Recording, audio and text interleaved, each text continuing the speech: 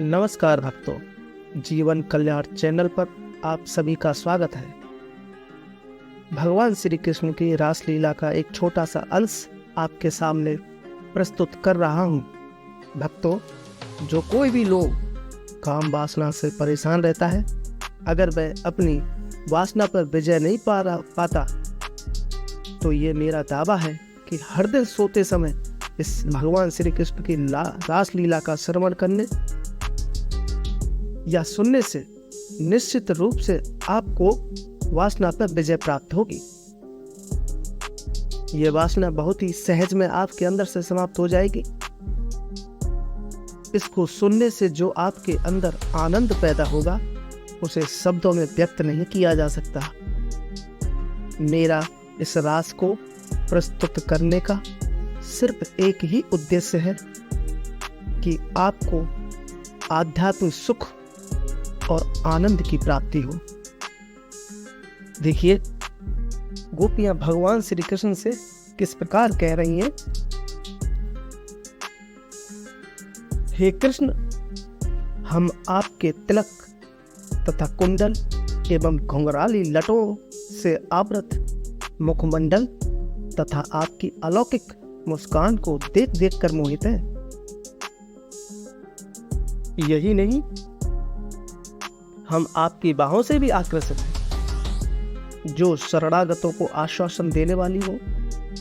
यद्यपि हम आपके वक्ष स्थल से भी आकृष्ट हैं, क्योंकि उनका आलिंगन देवी लक्ष्मी द्वारा किया जाता है, किंतु हम उनका स्थान ग्रहण नहीं करना चाहती।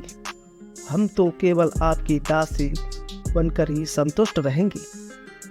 यदि हम पर यह आरोप लगाते हैं कि हम वैश्यावृत्ति को बढ़ावा देने वाली हैं, तो हमें आपसे इतना ही पूछना है कि तीनों लोकों में ऐसी कौन सी स्त्री होगी जो आपके सौंदर्य तथा आपकी दिव्य बांसुरी की ध्वनि से सम्मोहित ना हो।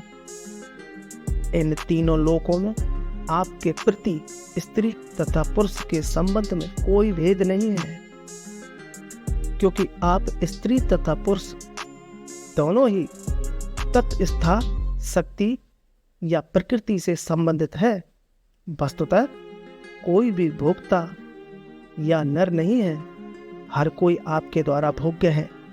तीनों लोकों में ऐसी कोई स्त्री नहीं जो एक बार आपके प्रति आकृष्ट होकर अपने पतिव्रत्य के पथ से डिग ना जाए, क्योंकि आपका सौंदर्य इतना दिव्य है कि न केवल स्त्री तथा अपितु पुरुष,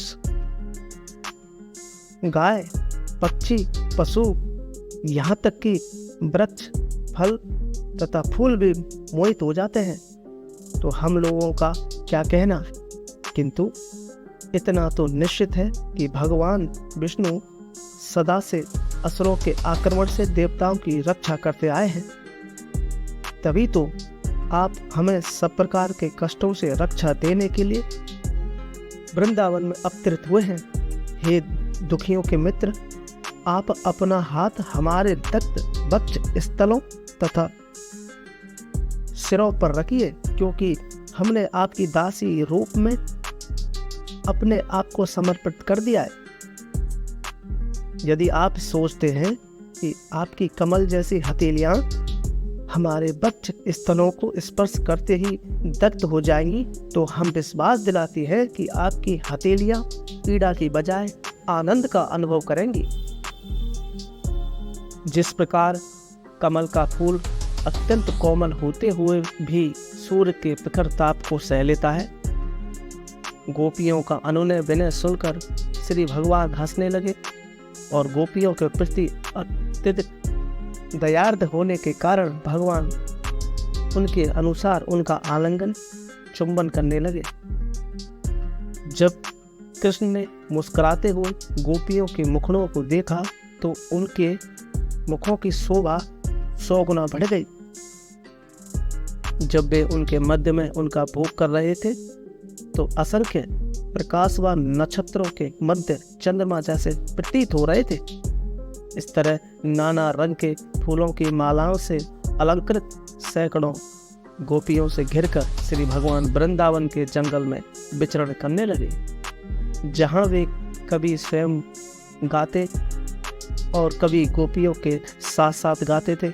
इस प्रकार भगवान तथा गोपियां यमुना के रेतीले तट पर पहुंच गए, जहां कमल तथा कुमुदनियां खिली थी।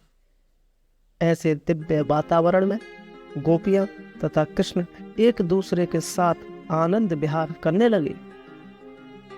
यमुना तट पर विचरण करते हुए कभी वे गोपियों के सिर, वक्षस्थल या कमर को अपनी बाहों में भर लेते, तो कभी एक दूसरे को चुटकी काटते और परिहास करते।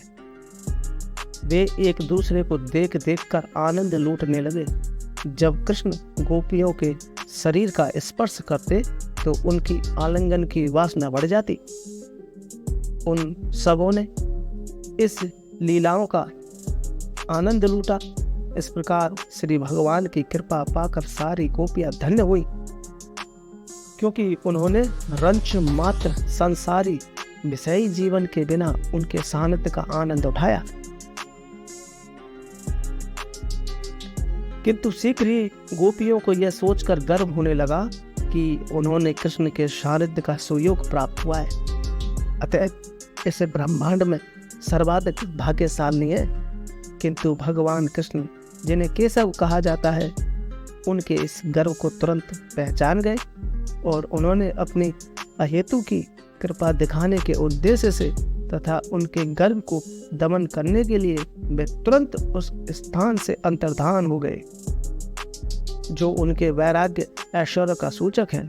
श्री भगवान सदैव 6 प्रकार के ऐश्वर्यों में पूर्ण है और यह उनके वैराग्य ऐश्वर्य का उदाहरण है।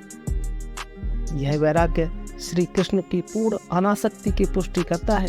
वे सदैव स्वावलंबी आत्माराम है और किसी पर निर्भर नहीं रहते।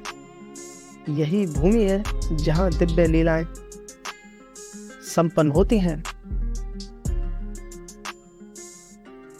भगवान श्री कृष्ण और गोपियों की इस रास लीला को जो कोई भी सोते समय सुनता है, निश्चित ही उसकी वासना समाप्त हो जाती है। आज के लिए बस इतना ही।